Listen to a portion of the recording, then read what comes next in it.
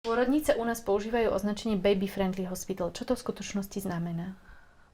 Baby Friendly iniciatíva bola spustená Svetovou zdravotníckou organizáciou a UNICEFom ako celosvetová iniciatíva a jej cieľom je podpora dojčenia už v pôrodniciach ako normálneho spôsobu krmenia detí. Čo si môžeme predstaviť pod podporou dojčenia v nemocniciach? Rozumieme tým konkrétne opatrenia a účinné postupy, ktoré majú pomôcť ženám s úspešnými začiatkami dojčenia a s dlhodobou udržateľnosťou. Zároveň nemocnica s titulom Baby Friendly Hospital by mala disponovať dostatočným personálnym a priestorovým vybavením k dodržiavaniu týchto cieľov. Podpísaním deklarácie Innocenti sa Slovenská republika zaviazala zaradiť Baby Friendly iniciatívu ako minimálnu formu podpory dojčenia už v pôrodniciach. A taktiež sa zaviazala prijať kódex marketingu náhrad materského mlieka ako minimálnu formu ochrany dojčenia pred finančnými záujmami výrobcov umelých mliek. Čo môže pozitívne prispieť k úspešnému dojčeniu a kedy je dobré začať? Začať je dôležité už pri pôrode a bezprostredne po ňom, pretože sú postupy, ktorými môžeme dojčenie narušiť, poškodiť, a sú naopak postupy, ktorými ho môžeme podporiť. Hovoríme najmä o kontakte kože na kožu bezprostredne po pôrode, o nepretržitom systéme rooming in, čiže ubytovaní matiek s deťmi na izbe a celkovo o poradenstve v dojčení. Je potrebné ženám vysvetliť, ako si majú priložiť dieťa, kedy poznajú, že správne sa je. Treba im ukázať rôzne spôsoby, ako sa je možné dieťa priložiť, ako je ho možné dojčiť. Ako je to s dokrmovaním dieťaťa umelým mliekom?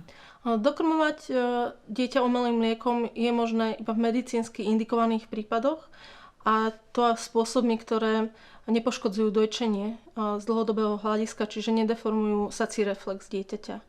Potrebuje matka pri dojčení podporu? Sú názory, ktoré pretrvávajú bohužiaľ aj v našej spoločnosti, že dojčenie je vec, ktorá sa stane sama, a teda to, či žena dojčí alebo nie, závisí iba od jej rozhodnutia. Takéto názory ženy a ich deti poškodzujú v konečnom dôsledku, pretože vždy tu bola a je časť žien, ktorá potrebuje účinnú pomoc s dojčením. A pre tieto ženy má byť táto pomoc v baby-friendly nemocniciach prítomná. Viete nám dať konkrétne príklady na to, čo môže škodlivo ovplyvniť dojčenie?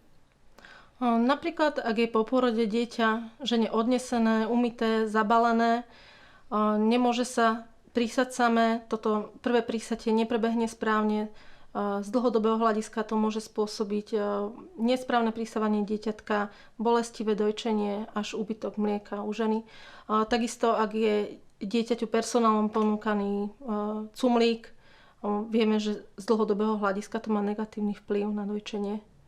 Rovnako dojčenie v časových intervaloch podľa presne stanoveného harmonogramu môže spôsobiť žene, že sa jej bolestivo nalejú prsníky. Ako môže žena rozpoznať dobrú baby-friendly nemocnicu?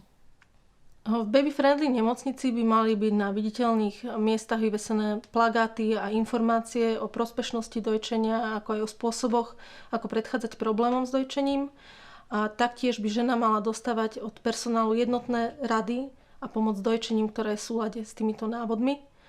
Ak žena vidí, že personál nemá čas pomôcť jej s dojčením, venovať sa jej individuálne, prípadne jej dávajú rozporúplné rady s dojčením, tak je to znak toho, že zariadenie nevenuje podpore dojčenia veľkú pozornosť.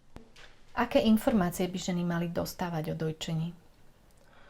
Žena by mala vedieť, kedy dieťatko je správne prisaté, že dojčenie nemá byť bolestivé, respektíve ak je bolestivé, tak je problém v nesprávnom prisávaní sa dieťatka. Mala by dostať informáciu, na koho sa má obrátiť v prípade, že sa vráti domov a bude mať problémy s dojčením. Mali by jej byť ukázané rôzne polohy pri dojčení. A samozrejme, ak má žena konkrétny problém s dojčením, tak by mala dostať informácie, ako ho riešiť. Ako je to so ženami, ktoré majú nejaké špeciálne potreby alebo máme detičky predčasne narodené či zdravotne znevýhodnené, prípadne ženy po cisárskom réze? Ako je to pri nich s dojčením? To je veľmi dobrá otázka, pretože Baby Friendly iniciatíva myslí aj na tieto ženy a deti.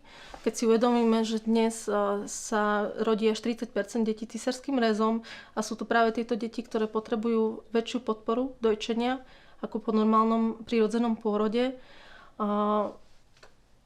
Baby Friendly iniciatíva vyžaduje špeciálnu podporu a opatrovateľskú starostlivosť aj pre tieto ženy a deti s prihľadnutím na ich špecifické potreby.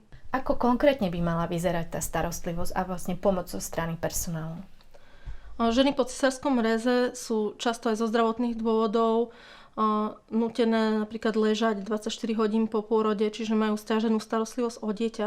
Samozrejme personál tam má byť prítomný na to, aby žene s touto starostlivosťou pomohol, avšak táto pomoc nespočíva v tom, že dieťa odnesú a budú sa oň starať na oddelenom pracovisku, ale že pomôžu žene vlastne manipuláciou s týmto dieťatkom a pomôžu jeho priložiť napríklad a podporia ju v tom, aby bola s ním na jednej izbe. Dojčenie je normálny, prirodzený spôsob krmenia detí, ktorý mal predstavovať určitú normu. A nedojčenie prináša zdravotné rizika tak pre deti, ako aj pre samotné ženy. A z toho dôvodu je veľmi dôležité, aby boli ženy skutočne podporené v dojčení. A podporou dojčenia nerozumieme to, že budeme iba rozprávať o tom, aké je dojčenie dôležité, ale že nám skutočne poskytneme pomoc pri problémoch s dojčením, keď ju potrebujú. Ako má žena záruku, že keď Slovenská nemocnica má označenie baby friendly, že aj skutočne náplňa v plnej miere tieto záväzky? Občianske združenia, ženské kruhy a Mamila robili prieskum medzi ženami o tom, akú starostlivosť a podporu dojčenia dostali v nemocniciach. Z nášho prieskumu žiaľ vyplýva, že podpora dojčenia v slovenských zariadeniach je nedostatočná a bez rozdielu, či sa jedná o baby-friendly nemocnice alebo nemocnice bez titulu. Koľko nemocníc je na Slovensku zapojených do programu Baby Friendly Hospital? Momentálne je to viac ako polovica nemocnic, čo teoreticky znamená, že ženy by v týchto zariadeniach mali dostať účinnú pomoc s dojčením a mali by sa stretnúť s podporou. V praxi to však tak nevyzerá a z nášho prieskumu vyplýva, že ženy sa veľmi často stretávajú s rozporuplnými a škodlivými radami ohľadne dojčenia. Ako potom funguje mechanizmus kontroly udelenia tohto certifikátu a jeho následného naplňania? Od 90. rokov, kedy bola iniciatíva zavedená na Slovensku, tak nebolo vykonané jediné prehodnotenie. A v podstate po udelení titulu nikto nekontroluje, či sú tieto štandardy v nemocniciach dodržiavané. Akú úlohu má štát v tejto problematike?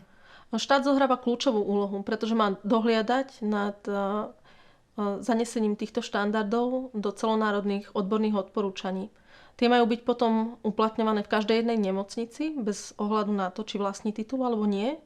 A titulom majú byť ocenené iba tie nemocnice, ktoré dodržiavajú tieto štandardy do dôsledkov.